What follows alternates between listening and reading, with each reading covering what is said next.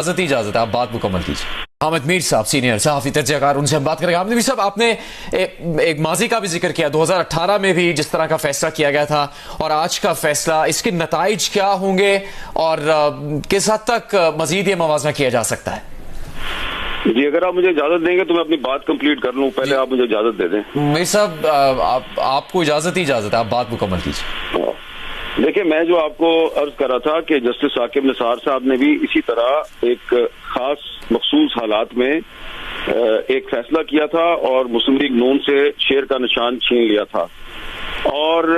अभी भी वही मखसूस हालात हैं। और उन मखसूस हालात में इलेक्शन से चंद दिन पहले जस्टिस काजी फायद ईसा साहब जो हैं, उन्होंने पाकिस्तान तहरीक इंसाफ से बल्ले का निशान छीन लिया है। तो ये जो आज का जो फैसला है, इसके बाद मैं यही कह सकता हूं कि जस्टिस साकिब निसार और जस्टिस काजी फायद ईसा दोनों में आज के बाद कोई फर्क नहीं रहा। और जो लोग ये कहते थे जी कि सुप्रीम कोर्ट में दो ग्रुप हैं या दो स्कूल ऑफ थॉट हैं, अब मेरे समेत उन सब लोगों को अपने पॉइंट ऑफ व्यू पे नजरसानी करनी चाहिए। सुप्रीम कोर्ट में एक ही ग्रुप है जो मखसूस हालात में किसी एक सियासी जमात को विक्टिमाइज करता है और उसके साथ नाइंसाफी करता है। मैं ये समझता हूँ 2018 में जो नाइंसाफी मुस्लिम लीग नून के साथ की गई थी, वही नाइंसाफी 2024 में पाकिस्तान तहरीक इंसाफ के साथ की गई है। और अब जो 8 फरवरी को इलेक्शन होगा, उसमें अगर तहरीक इंसाफ अपने इंतखाबी निशान बल्ले के बगैर जाएगी तो इलेक्शन की क्रेडिबिलिटी पे फर्क नहीं पड़ेगा, ये जस्टिस काजी फायद ईसा साहब की क्रेडिबिलिटी पे फर्क पड़ेगा, जिन्होंने 8 फरवरी के इलेक्शन पे इलेक्शन कमीशन और प्रेसिडेंट में इत्तेफाक राय करवाया था। और देखने की बात यह है कि बार बार वो आज ये सवाल पूछते थे तहरीक इंसाफ के वकला से कि जी आप पेशावर क्यों गए और आपने एक गांव था चमकनी, वहां पे क्यों किया? तो जवाब तो उनको आज प्रोसीडिंग के दौरान मिल गया, जब बैरिस्टर गौहर साहब जो हैं उनको रोस्ट्रम पे किसी ने बताया कि आपके घर रेड हुई है और आपके बच्चों को मारा गया है। तो यही वो सूरत हाल थी जिसकी वजह से तहरीक इंसाफ वालों ने अपना जो इलेक्शन है वो पहले KPK में मुंतकिल किया, फिर वो पेशावर शहर से भी एक नवाही इलाके में ले गए ताकि वहां पे रेड्स वगैरह ना हो। तो हर चीज जो है वो पाकिस्तान के हर बच्चे को,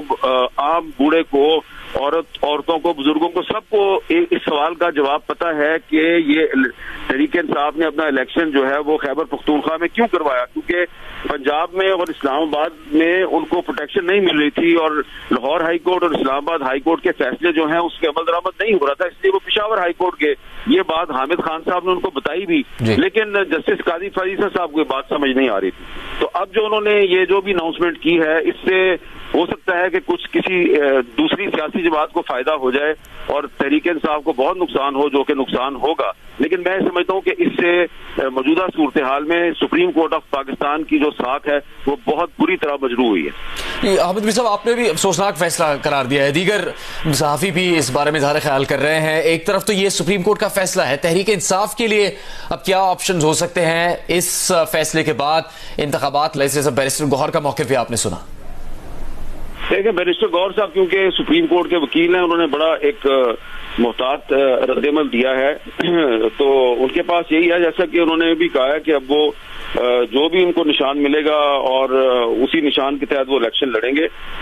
मुझे नहीं पता कि अब उनकी स्ट्रेटजी क्या होगी, लेकिन शायद उनकी कोशिश ये होगी कि जितने भी तहरीक इंसाफ के कौमी और सूबाई असम्बलियों के उम्मीदवार हैं, ये अपने उम्मीदवार जो हैं उनकी एक फहरिस्त जो है वो सोशल मीडिया पे अपलोड करेंगे और अपने वोटरों से कहेंगे जी कि ये हमारे उम्मीदवार हैं और आपने इनको वोट डालना है, और जो इनकी बैलेट पेपर में इनके सामने जो इंतखाबी निशान होगा उस पर आप मोहर लगा दें। लेकिन मैं फिर दोबारा यही कहूंगा कि जो तवक्को थी कि जस्टिस काजी फायद ईसा साहब 8 फरवरी के इलेक्शन को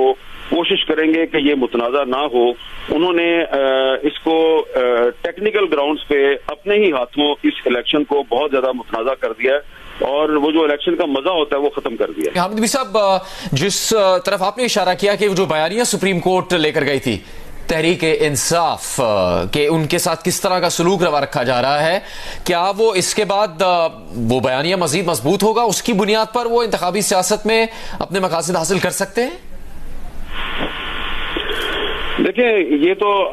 आज तमाम दिन सुबह 10 बजे से लेके और रात के 11 बजे तक ये सारा जो है वो प्रोसीडिंग चलती रही, और इसमें जो आम आदमी है उसको भी समझ आ गई कि चीफ जस्टिस साहब जो हैं वो जिस किस्म के सवालात कर रहे हैं, वो सवाल भी करते हैं, जवाब भी दे देते हैं, और उनका जो रवैया था उससे ये लग नहीं रहा था कि वो तहरीक इंसाफ के साथ को कोई रिलीफ देंगे। और मैंने तो जब भी दिन के मुख्तलिफ औकात में जब भी मुझे मौका मिला, मैंने इस